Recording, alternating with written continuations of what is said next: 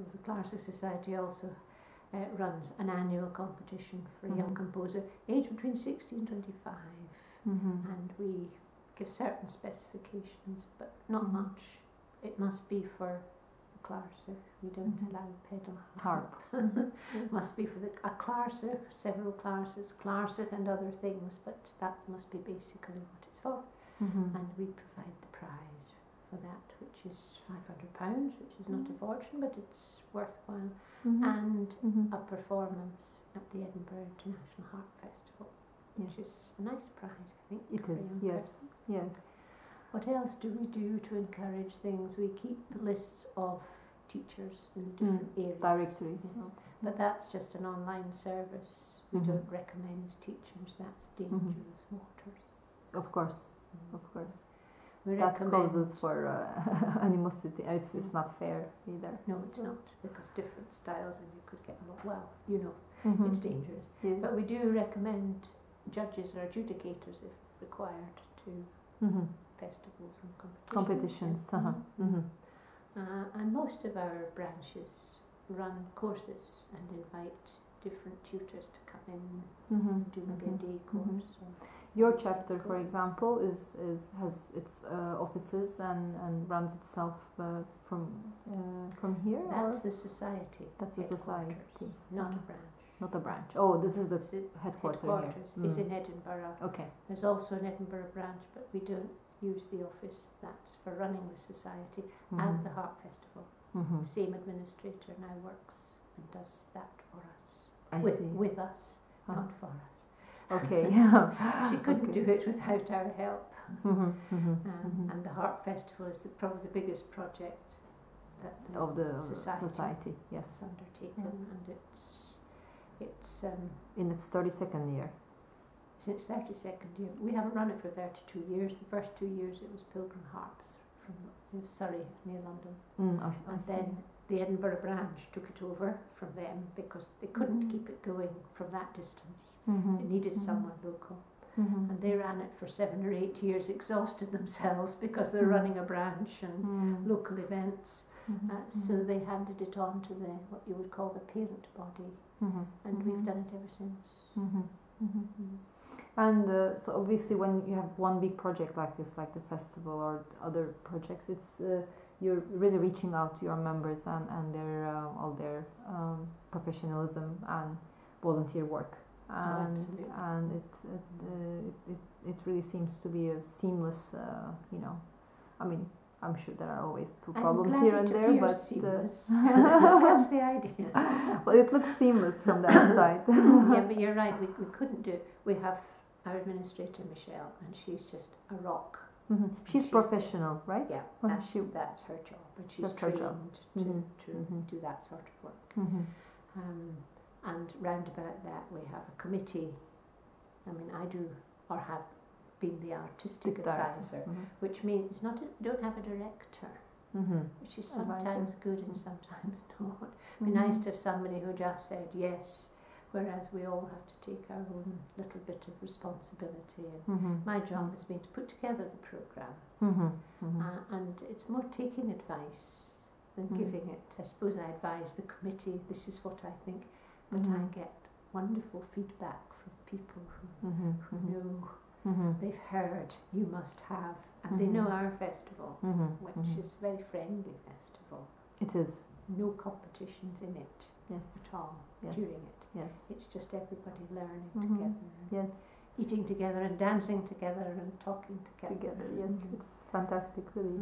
And I was thinking, what models did you have in mind as you set up the festival to involve so much teaching in it? Because it is somewhat unusual. What people call a festival is just a series of concerts, usually at best a couple of workshops. But here there's a serious amount of teaching happening, and we see a nice amount of concerts as well. But the balance seems so unique. Do that. You didn't think about it? No, it was concerts. It was concerts. And then some workshops with them. And then one year we thought, well, let's get some harps in and let's do a come and try class, which Sivona Stevenson taught.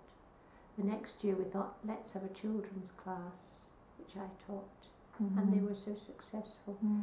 We started making use of the expertise of people who came to do the concerts, plus local teachers, and it's just grown and grown. We now there's 41 classes this year. It's a fantastic amount of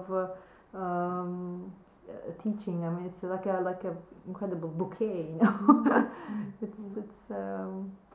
That's what brings people to the festival. The concerts, yes, and they're really interlinked, because you hear your teacher play on the stage their kind of music, and then you learn about what they do, how they do it. A little bit about it in your class, which is, it's good. And we do all stages, beginners. That's important. We encourage adult beginners to come to the festival. Yes, I find that very important and too. Children. And not only that, we do follow-on classes here in Edinburgh. The Edinburgh branch has already got dates and teacher organised for the follow-on classes. And harps, because it'll take a while for them to get the harps.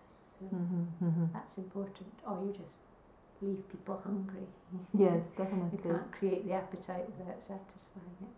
And we do the same with children. And then post-beginners, so a lot of people who play, particularly the small harp, don't have a teacher locally. They come here, they start, they're self-taught after that. They can come back the next year and improve on that. And then it goes on through the different stages. To advanced, and people don't want to call themselves advanced, they're a bit frightened of that. We're filling up that end of the classes. Yes. But any ideas people have, we listen, and they tell us. When students sign up for classes, they declare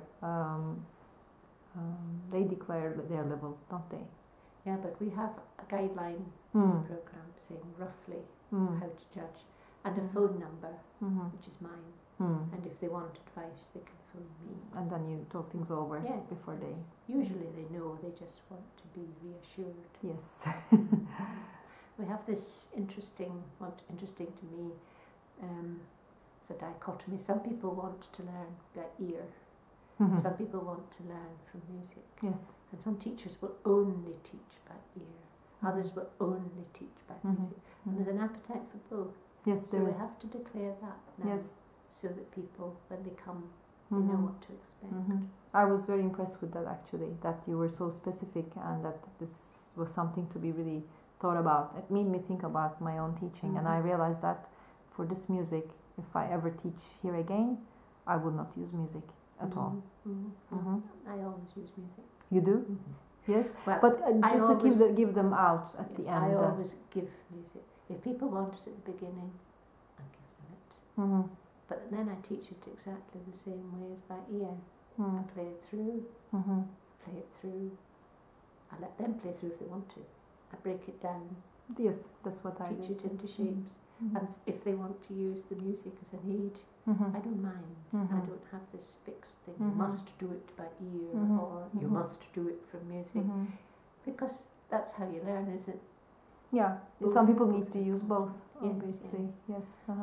But right out, like before coming, when I felt like I gave the music, then they were worried. They were reading too much, you know. And then as we played, I said, just don't look. Let's just do it over and over. And then at the end you can look again. And then it's really good to have music, because you may not remember it. And that's something to look at and check back, especially with. Well, we call it music, but it's just a map, isn't it? Yes, it is. Yeah. To find the way. Well, we've had classes on that as well. How to learn by ear. Yes. Yes. How to read music. Which is some class. Yes, definitely. It also made me think, Isobel, when I came here, that there are many things I can teach here actually. That things that I've been teaching in my lessons, that they can be taken apart from just the playing part. You know, they can be taught as theory courses or general approaches, like you're mentioning. And it made me think like it's wonderful that in other places it is being done. You know, because sometimes in Europe I feel there's the French conservatory system, and where everything goes into the music lesson, the instrument lesson. Everything is taught there, and there's not enough time to cover everything. it's nice to separate some topics and then Yes. and then deal with them on the